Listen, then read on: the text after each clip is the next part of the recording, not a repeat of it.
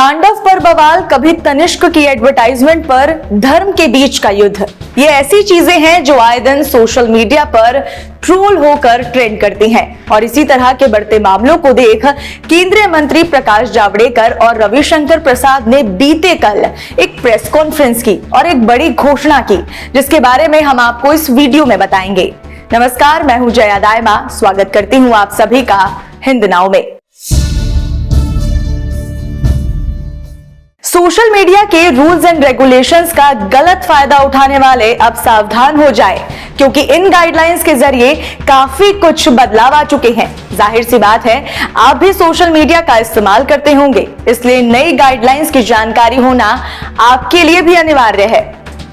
Press conference की शुरुआत में electronics and information technology minister Ravishankar Prasad ने कहा कि सोशल मीडिया यूजर्स की समस्या के लिए एक फोरम होना चाहिए। सोशल मीडिया का इस्तेमाल नफरत फैलाने के लिए भी किया जा रहा है, यहां तक कि आतंकी इसका इस्तेमाल कर रहे हैं। सोशल मीडिया के गलत इस्तेमाल की कई सालों से शिकायतें आ रही हैं। फेक न्यूज का ये हालात है कि कई न्यूज चैनल को फैक्ट चेक सेल बनाना होगा, इसीलिए नई गाइडलाइंस को बनाना काफी जरूरी है। अब सोशल मीडिया की नई गाइडलाइंस क्या कहती हैं, वो जानिए। नई गाइडलाइंस के मुताबिक सोशल मीडिया को एक कंप्लेंट सेल बनाना होगा। कोई कंटेंट हटाने से पहले या फिर एक्सेस क्यों रोका जा रहा है, उसके लिए भी आपको वजह देनी होगी कि ऐसा हुआ क्यों। किसी की शिकायत आने पर आपत्तिजनक पोस्ट को लगभग 24 घंटे के अंदर हटाना अनिवार्य होगा। हर महीने की गई शिकायतों पर कार्रवाई की जानकारी पूरी तरह से देनी होगी। बताए गए सभी नियम 3 महीने के अंदर अंदर लागू होंगे। इसी के साथ सोशल मीडिया प्लेटफॉर्म को 2 लोगों को रिक्रूट करना होगा। पहला चीफ कंप्लेंट अधिकारी और दूसरा नोडल अधिकारी। सबसे जरूरी और अहम बात है कि अपॉइंट किए गए ये दोनों अधिकारी भारत के ही रहने वाले होंगे। सोशल मीडिया को यूजर्स के अकाउंट का वेरिफिकेशन कैसे किया जाए, इस बात की भी व्यवस्था करनी होगी। कंटेंट को लेकर बढ़ते मामलों को देख आपत्तिजनक कंटेंट को सबसे पहले किसने पोस्ट किया या फिर शेयर किया, इसकी जानकारी मांगे जाने पर पूरी आपको जानकारी देनी होगी। साथ ही केंद्र सरकार के नोटिस के 72 घंटे के अंदर उस पर कार्रवाई करना अहम होगा।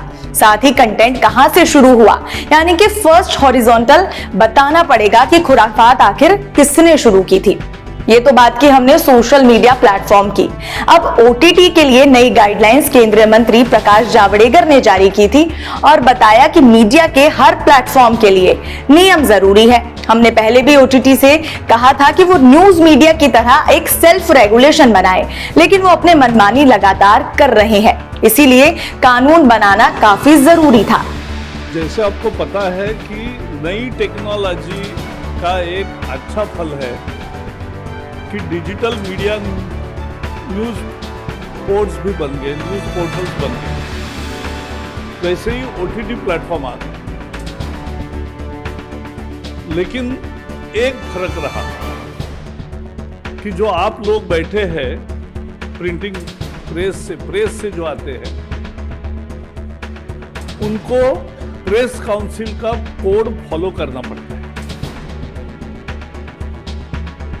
लेकिन ऐसा डिजिटल मीडिया पोर्टल को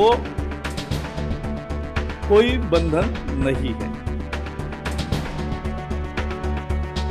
यहां टीवी के लोग हैं, उनको केबल नेटवर्क एक्ट में जो प्रोग्राम कोड है वो उनको फॉलो करना पड़ता है, लेकिन ओटीटी प्लेटफॉर्म्स को ऐसा कोई नियम नहीं है। और इसलिए सरकार ने यह समझा कि एक लेवल प्लेइंग फील्ड होना चाहिए। All media platforms must have the same justice system. सबसे पहला और अहम, दर्शकों की उम्र के हिसाब से कंटेंट को 5 कैटेगरीज में बांटा जाएगा। साथ ही डिजिटल प्लेटफॉर्म पर पेरेंटल लॉक की सुविधा भी देनी होगी।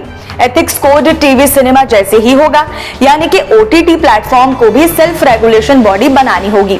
फर्जी कंटेंट डालने पर सख्त कार्रवाई की जाएगी। आखिर में दोनों मंत्रियों ने कहा कि भारत में व्हाट्सएप के 53 करोड़, फेसबुक के यूजर हैं 40 करोड़ से ज्यादा और ट्विटर पर 1 करोड़ से ज्यादा यूजर हैं। लेकिन इस बारे में सोचने की जरूरत है कि किस तरीके से नई गाइडलाइंस का पालन सख्ती से किया जाना चाहिए, क्योंकि कानून तो पहले भी थे, लेकिन इसके बावजूद भी कोई ना कोई कंप्लेंट आए दिन आती रहती है। तो रोजाना की इसी तरह की अपडेट्स को जानने के लिए हिंद नाउ को सब्सक्राइब करना बिल्कुल ना भूलें और इस वीडियो को लाइक शेयर करें।